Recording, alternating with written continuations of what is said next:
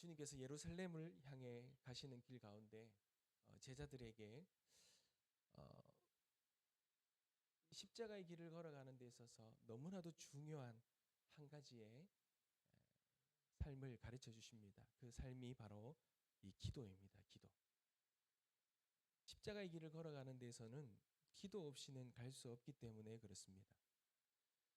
기도 없이 갈 수 없다는 말은 무엇입니까? 내 힘으로는 감당해낼 수 없다라는 것입니다.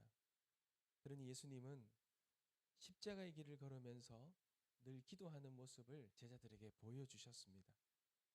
그리고 주님도 주님 앞에 놓여진 이 사명을 감당하는 데 있어서는 이 기도 없이는 감당할 수 없었다는 것을 그 제자들에게 그대로 보여주셨습니다. 그러면서 오늘 한 제자의 이 물음의 앞에 주님께서 이 기도가 무엇인지 어떻게 기도해야 되는지를 가르쳐 주고 계시는데요.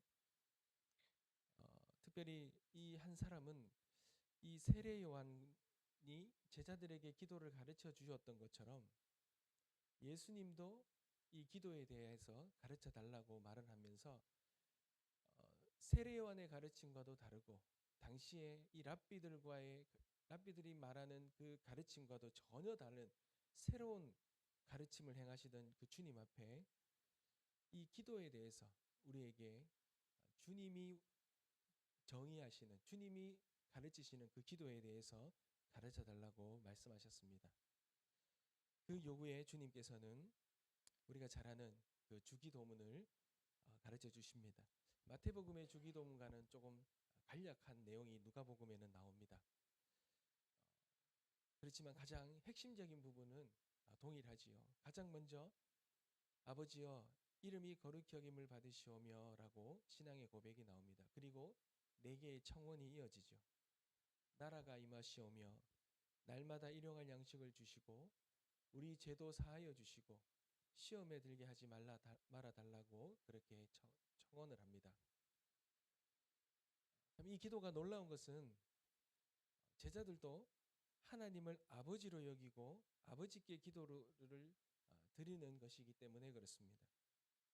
하나님의 아들 되신 예수님이 제자들도 하나님의 아들임을 가르쳐주는 그러한 기도였기 때문에 무척 놀라운 것입니다.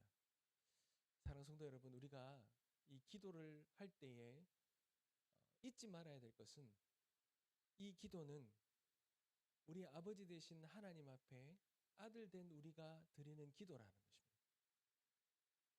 이 기도는 하나님의 아들의 자격으로 하나님 앞에 기도 드린다는 것.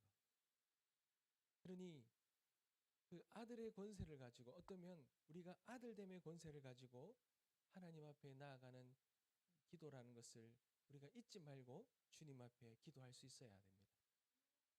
사랑하는 성도 여러분, 우리는 하나님 앞에 자격 없지만 하나님의 아들로 하나님의 양자 되는 은혜를 누리고 있는 하나님의 자녀입니다. 아들은 그 아버지께 자신의 간구와 필요를 구할 수 있겠지요.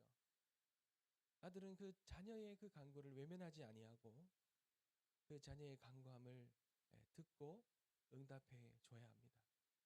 사랑하는 성도 여러분, 오늘도 우리가 기도의 자리에 나왔지만 우리가 아들됨의 자격으로 하나님 앞에 간구하며 나아갈 수 있기를 간절히 소망합니다.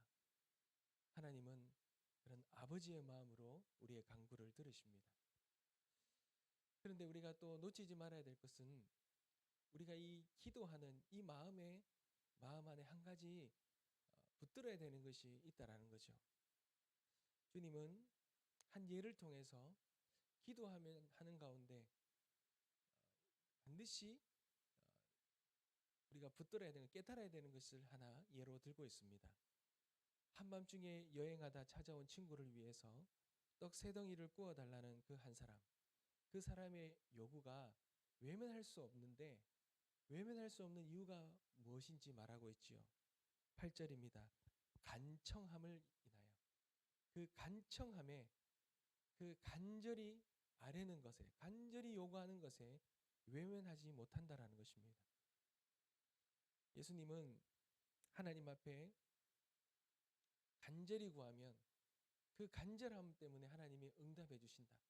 아들의 그 간절함을 외면하는 하나님이 아버지 하나님이 아니다라고 말씀하고 있습니다. 실제로 주님도 밤중에 기도하셨습니다. 그리고 틈나는 대로 기도하셨습니다. 하나님의 나라를 위해 기도하셨고 당신이 감당해야 될 사역을 위해 기도하셨습니다. 그리고 또한 제자들을 위해 기도하셨습니다. 주님은 기도에 대한 확신을 가지고 계셨어요. 그 확신, 하나님께서 아들의 기도를 외면하지 아니하시고 그 간절함에 반드시 응답하신다는 확신을 가지고 주님 앞에 나아갔던 것입니다.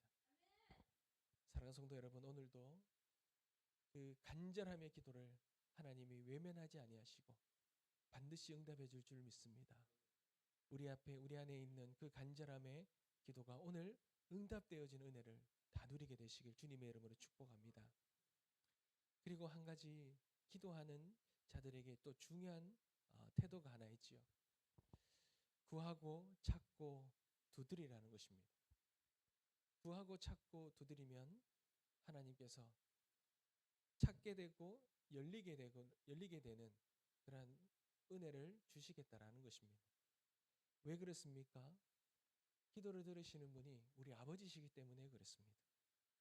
우리 아버지는 아들에게는 자녀에게는 좋은 것, 선한 것을 반드시 주고 싶은 마음이 있기 때문에 자녀가 구하는 것, 찾고 두드리고 구하는 것마다 외면하지 아니하시고 응답해 주신다는 것입니다.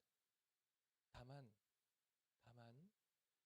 아들이 구하는 것이 우리가 구하는 것이 우리는 구하는 게 다 좋은 거라고 생각할 수 있잖아요. 그러나 우리가 구하는 것이 다 좋은 것이 될 수 없고 우리가 지금 구하는 것이 좋은 때가 다 될 수 있는 것은 아닙니다. 우리가 다 그것을 분별할 수는 없지요. 그래도 우리는 그렇게 간구해야 합니다. 그렇다면 하나님께서 우리의 그 간구에 아주 귀한 것으로 응답하시는데 그것이 바로 성령이라는 겁니다. 여러분 하나님께서는 왜 우리의 간구의 응답의 선물이 아니라 왜 성령을 우리에게 주신다고 말씀하십니까? 성령은 그렇습니다.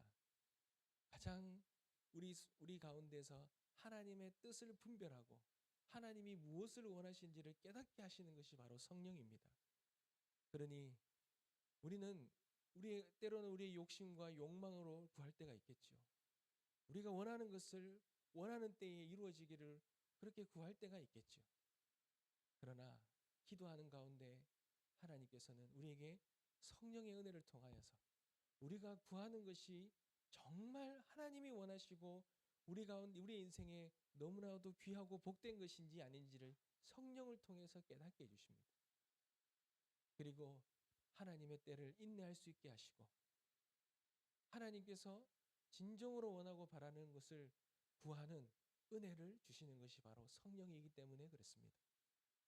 여러분 기도는요 사실 우리가 원하는 것을 관찰해내는 것이 기도가 아니라 우리가 기도하는 가운데 하나님의 뜻을 분별하게 하고 또 기도하는 가운데 하나님의 뜻을 분별하여 우리의 기도가 하나님의 뜻에 변화될 수 있는 것. 우리의 원함을 하나님의 뜻에 맞추어내는 것. 그것이 바로 기도라는 것입니다. 그러니 우리는 그것을 믿고 간구하며 기도한다면 성령께서 하나님의 온전한 뜻을 우리에게 보여주시고 그 뜻 안에서 하나님의 때에 아름답게 이루어지리라 믿습니다.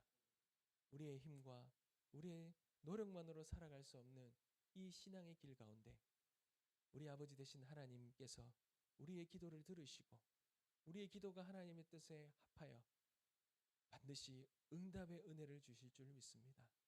오늘 기도의 자리에 그런 하나님의 놀라운 은혜를 누리게 되는 우리 모든 성도님들 되시길 주님의 이름으로 축복합니다. 기도하겠습니다.